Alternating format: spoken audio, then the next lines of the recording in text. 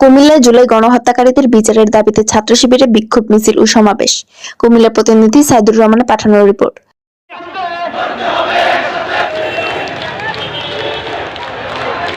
বাংলাদেশ ইসলামী ছাত্র শিবির কেন্দ্রীয় কর্মসূচির অংশ হিসেবে জুলাই গণহত্যাকারী সহ সকল সন্ত্রাসীদের বিচারের দাবিতে বিশাল বিক্ষোভ মিছিল ও সমাবেশ করেছে ছাত্র শিবির কুমিল্লা মহানগরী শাখা। বুধবার 27 নভেম্বর দুপুর 2টা 30 নগরের টমসন ব্রিজ থেকে মিছিলটি শুরু করে প্রধান সড়ক প্রদক্ষিণ করে নগরীর প্রাণকেন্দ্র পূবালী চত্বরে সমাবেশের মাধ্যমে শেষ করে। বাংলাদেশ ইসলামী ছাত্র শিবির কুমিল্লা মহানগরী সভাপতি ও কেন্দ্রীয় কার্যকরী পরিষদ সদস্য নোমান হোসেন নয়নের সভাপতিত্বে মহানগর ছাত্র শিবির সেক্রেটারি হাসান আহমেদ পরিচালনায় প্রধান অতিথির বক্তব্য রাখেন কেন্দ্রীয় সাহিত্য সম্পাদক শিবগাতুল্লাহ।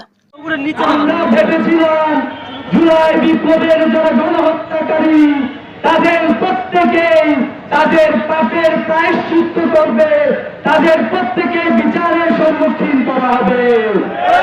কিন্তু আমরা দেখতে পেয়েছি এখন পর্যন্ত তাদের সবাইকে গ্রেফতার করা হয় না। আমাদের শহীদ পরিবারের সদস্যরা আতঙ্কগ্রস্ত হয়েছে।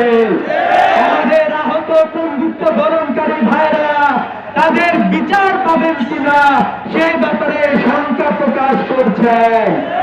বাংলাদেশ বিরোধী যে কোনো চক্রান্তে ইসলামী ছাত্র শিবির দাঁত ভাঙা জবাব দিতে সব সময় প্রত্যেকটা জায়গায় গুরুত্বপূর্ণ ভূমিকা পালন করবে ইনশাআল্লাহ। আওয়ামী লীগ রাজনৈতিক শক্তি কিন্তু চুপ করে বসেনি। আমরা দেখেছি জুলাই বিপ্লবের অপমানিত করে কখনো কর্মবিরতির নামে, কখনো জুডিশিয়াল ক্যুয়ের মাধ্যমে, কখনো আনসার সৃষ্টির মাধ্যমে।